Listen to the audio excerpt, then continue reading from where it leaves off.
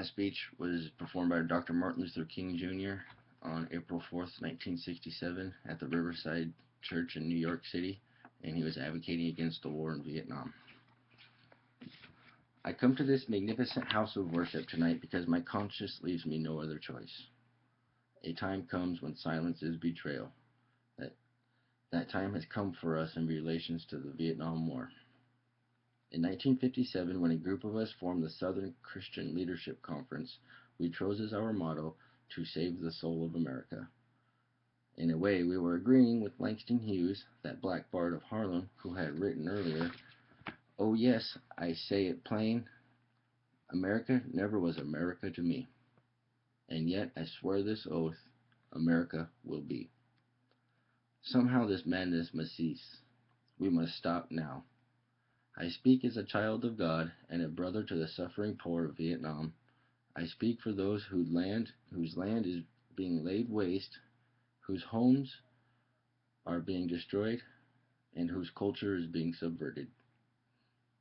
I speak for the poor of America who are paying double price of smashed hopes at home and death and corruption in the Vietnam. I speak as the citizen of the world, for as the world as it stands is aghast at the path we have taken.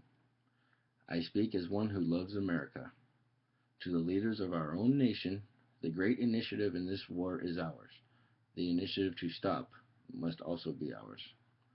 I am convinced that if we are to get on the right side of the world revolution, we as a nation must undergo a radical revolution of values.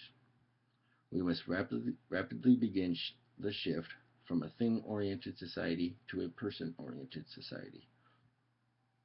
When machines and computers, profit motives, and property rights are considered more important than people, the giant triplets of racism, extremism, materialism, and militarism are incapable of being conquered.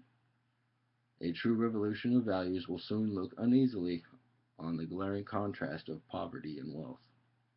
The Western arrogance of feeling that it has nothing to teach others and nothing to learn from them is not just. A true revolution of values will lay hand on the world order and say of war, "This way of settling differences is not just."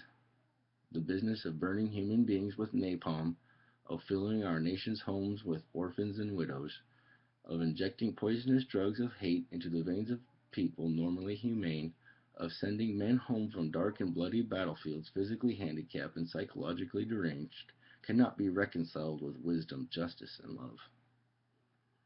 A nation that continues year after year to spend more money on military defense than on programs of social uplift is approaching spiritual death.